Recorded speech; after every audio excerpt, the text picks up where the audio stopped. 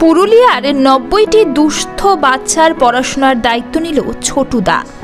ঝাড়গ্রাম শিলদা গ্রামের বাসিন্দা স্নেহাশিস দুর্লভ।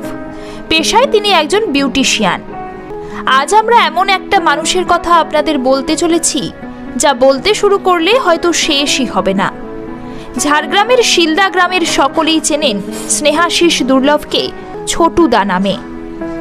আজ থেকে বেশ কয়েক বছর আগে একদিন ছোটুদার মনে হয়েছিল অসহায় মানুষের পাশে দাঁড়ানোর কথা, আর তখন থেকেই যেমন ভাবনা তেমনই কাজ।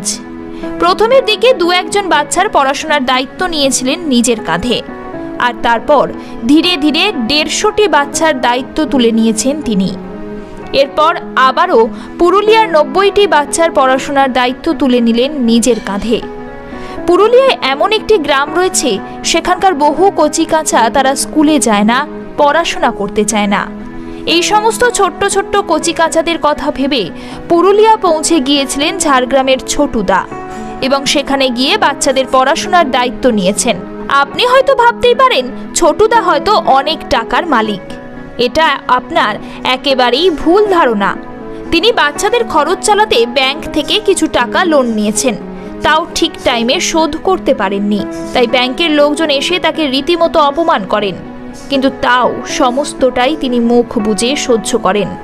অনেক সময় এই বাচ্চাদের খরচ চালানোর জন্য নিজের বাড়ির গয়নাও বিক্রি করেছেন তিনি। আমাদের দৈনন্দিন জীবনে দেখি আশেপাশে বহু দরিদ্র বাড়ির মহিলারা অন্যের বাড়িতে পরিচারিকার কাজ করেন। তারা ছোট থেকেই সেভাবে স্কুলে যেতে পারে না। সেই সমস্ত মহিলাদের ছোটুদা চান শিক্ষিত করতে, তাই ৭০টি মহিলাকে তিনি পড়াশোনা শেখাচ্ছেন। একবার ভাবুন তো, যে মানুষটা সবার কথা ভাবে, কিন্তু তার কথা ভাবার লোক হয়তো খুব কমই আছে। অনেক সময় রাতে খাবার খেতে পান না ছোটুদা, শুধুমাত্র জল খেয়েই রাত কাটাতে হয়। কিন্তু তাও এই ছোটুদার হৃদয় কাঁদে অসহায় মানুষের কথা ভেবে।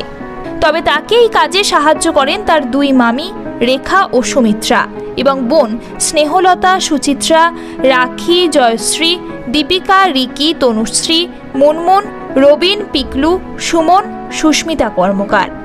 আপনি চাইলেই এই ছোটুদার পাশে দাঁড়াতে পারেন, সাহায্যের হাত বাড়িয়ে দিতে পারেন এই নাম্বারে 9733859956।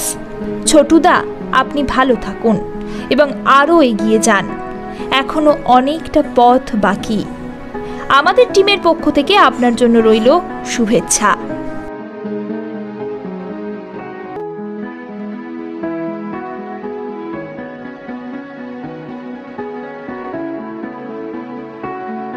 এই ধরনের গল্প আপনাদের সামনে তুলে ধরা আমাদের কর্তব্য। ভালো লাগলে আপনারা চ্যানেলটি ফলো করতে পারেন।